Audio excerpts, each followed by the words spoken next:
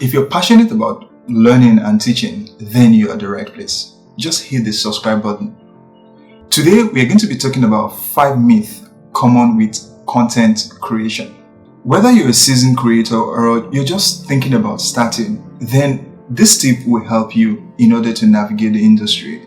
Number 1 myth: bid first, sell last. Now, oftentimes, these are the way people look at it when it comes to creating a course. There's just this mindset that you feel like in order for you to create a course, you need to finish it first before selling. Now, the truth is, it's not always like that. In fact, you can start making money from your course before you finish it. The bottom line is you need to understand the goal that the student needs to capture at the end of the course. And you ask yourself, what are the things you need to put together in order for that to happen? Now, once you're able to put all of these things together, right, halfway into the course development, you can start selling. In fact, some professionals even get to sell before they start creating at all, because the thing is, you need to know whether people will buy your course or not. And for you to know, the best way is to do a pre-launch so that people can try to opt in and see whether your idea is going to make sense or not. So stop thinking about you finishing a full-blown course before selling them. Myth number 2. There is this assumption out there that course creation takes months, and oftentimes you need to spend months in, months out before you can flesh out a course. Now, rather than looking at course creation as a marathon, you rather look at it as a sprint. Because by looking at it as a sprint, you're more or less breaking down the milestones, the objective that you want the student to meet. Take, for instance, your goal is to take a user or learners from 0%, maybe from 0 all the way to 2 out of 10. Asking yourself, what are the things you need to put together to transition a user from that very small little level to something else is something that you can then break down and begin to tackle them based on how you progress into your course creation. So you don't need to spend months before fleshing out your entire course. All you need to do is just identify the most simplest element in your course creation and tackle that very subject. Once you're done with that particular segment. Then you can move into the next part. Myth number 3. Now, there's this belief that the course creation industry is oversaturated, meaning there are a lot of people already into it, so there's no point you coming to teach. Meanwhile, there are a lot of content out there. Now, that's where we miss things.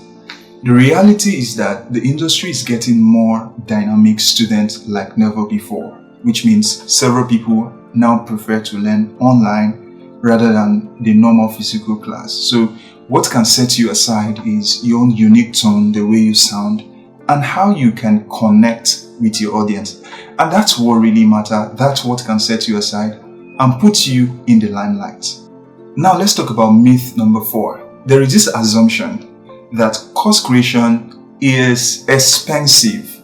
Now, the bottom line is, I feel it's even one of the business that you can start with the smallest capital. So, in other words, you can start with what you have. Yes, people can purchase gadgets, purchase high-end technology devices to help them create courses, but in your own little start, you could just start at a corner in your room, right, with a screen recorder on your laptop and a small mic. You can just get it started and start chunking out content that can help people. Myth number 5. Now, there is this notion that you really need to be an expert before you can teach a concept. Well, that's nice to say, but technically that's not the way it used to be. Because in reality, what it means about teaching someone is all around sharing what you know. And guess what? Either you like it or not, there are certain things that you know right now that others are trying to know that same level of skill. They're trying to obtain that same level of skill. So it's not a must that you go to a school to get a very huge degree, then before you start chunking out educational content. In fact, if there's anything you're to benefit from this video, when we talk about course creation, we're more or less talking about sharing your experience. Alright, so what are the things you did in order to get to the level which you are right now? What are the common mistakes that you made that if you were to turn the hands of time, you will do it differently? Right? Explaining all of these experiences are things that can really put you in a spotlight. Now, remember that with the introduction of artificial intelligence and other machines, people can easily search for information online and get it.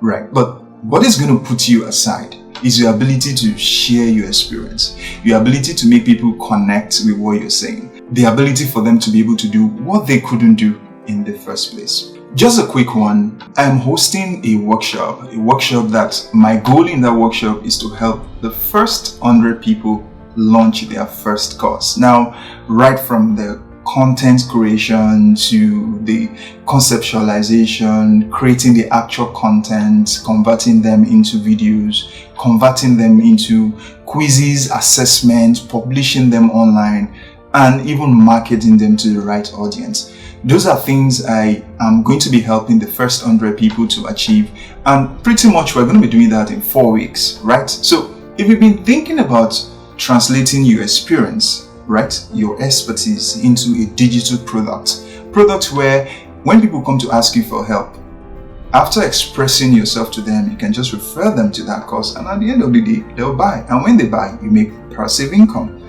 So just check the link attached to this video and let's get started. And there you have it, the 5 common myths about course creation. So whenever you're thinking about creating a course, you don't have to be afraid. All you just need to do is start.